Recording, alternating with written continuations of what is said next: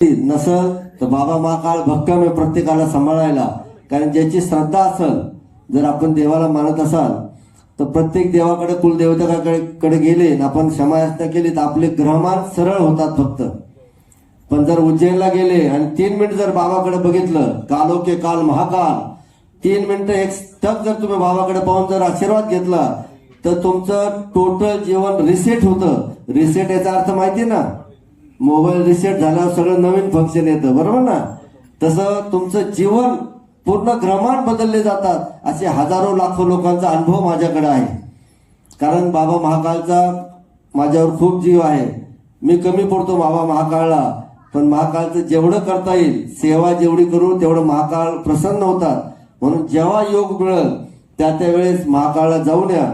आता बऱ्याच ट्रिपा गेल्या, पण मी त्यांना सांगले ट्रिपमध्ये जाऊ नका, स्वखर्चाने जा. कारण तुम्ही सांगतात आमच्या नगरसेवकांनी 200 बाया नेल्या, 5000 बाया नेल्या, फुकट नेल्याला काही मिळत नाही.